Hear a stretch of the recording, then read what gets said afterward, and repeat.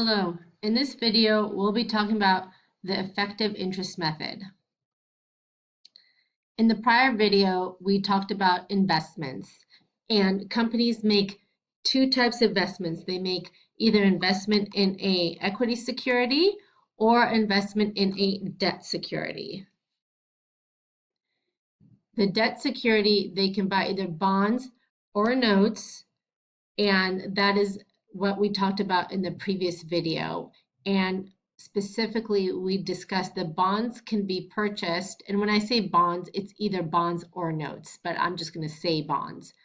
But bonds can be purchased either at a premium or a discount, and it depends on the market rate versus the interest rate. But we're going to move forward with this example that we did in the prior video where Masterware sold $700,000 worth of 12 bonds for 12 with a stated interest rate of 12%. They're 3-year bonds, but they pay interest twice a year, so you get 6 interest payments. And United Intergroup purchased these bonds as their investment when the market rate was 14%.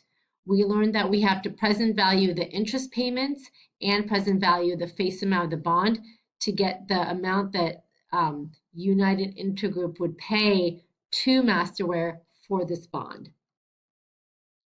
And we learned that United,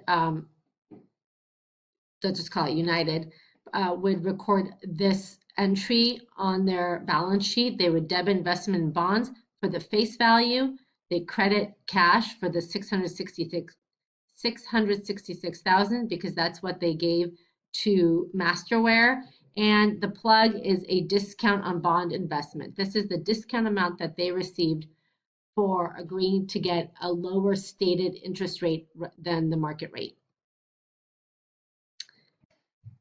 So that's the first step in recording this purchase of investment.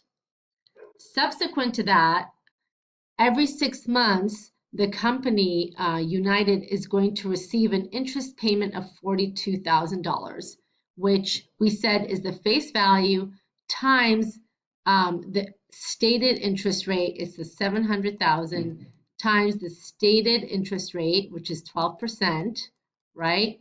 Times they get paid twice a year, so they get paid every 6 months, so that equals to 6%. So this $42,000 is part of the interest revenue that we're gonna get, but this is the part we're gonna get in cash. Think of the discount on the amortization, the discount on the bond, this $33,000 is really revenue to United, the investor. And that's really because they received an asset that's worth $700,000, but they only paid $666,000. So this $33,000 discount is essentially revenue to United, the investor. And that's just an important concept to keep in mind when we go to this amortization schedule. So we're going to get $42,000, and then what we have to do on that discount of $33,000, we're going to amortize it down every 6 months when we receive a payment. We're going to first calculate our effective interest revenue that we are receiving, which is going to be the $42,000 plus a portion of that $33,000 discount. The way we do that is we're going to look at the beginning net book value of our investment. So think when we booked this investment, we booked it as $700,000 minus the discount. So we booked it at $666,633. We're going to take this beginning book value times the effective interest rate.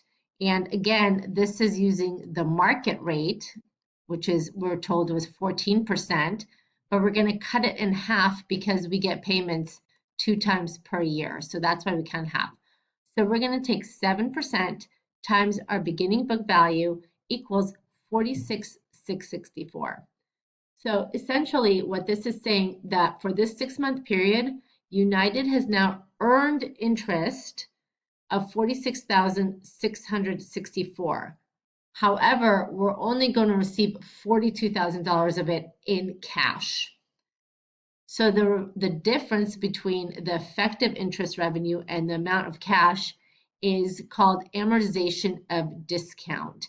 And what we're going to do, if you look at when we book this entry, when we had this discount entry for, was it credit for 33,367, I think, every 6 months, we're going to debit this amount. And then eventually, right, so this is going to bring it down to some 29 or 28,000 number. I don't need to calculate exactly, but every 6 months, it's going to go down.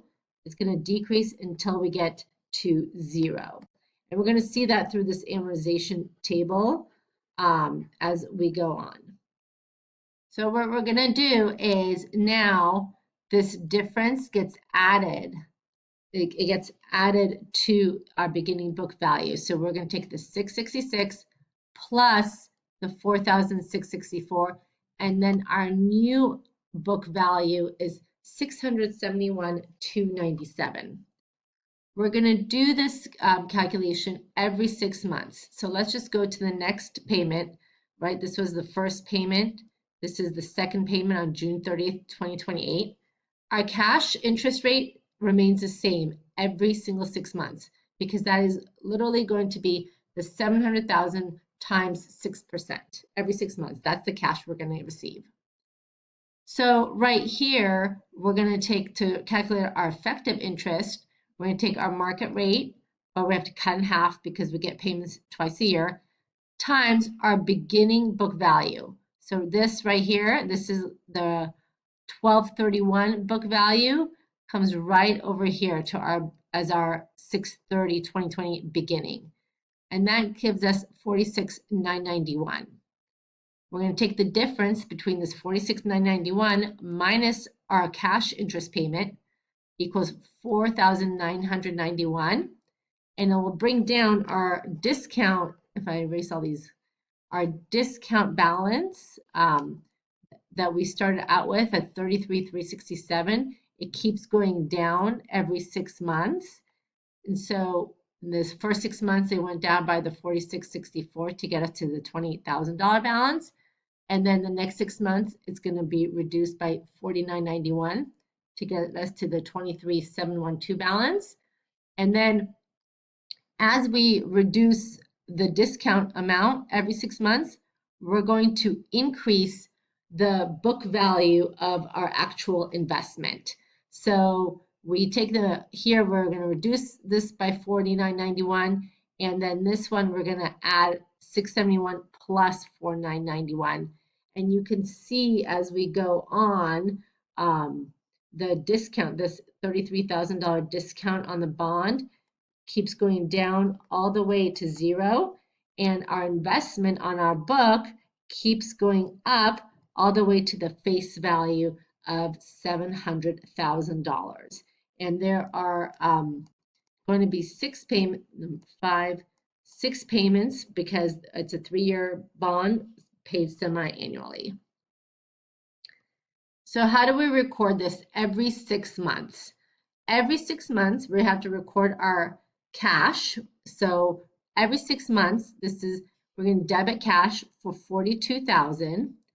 On our first 6-month payment, let's just go back to here, our first payment right here, number 1, our effective interest rate was 46.64, and our amortization of the discount was the difference between the two of 46.64.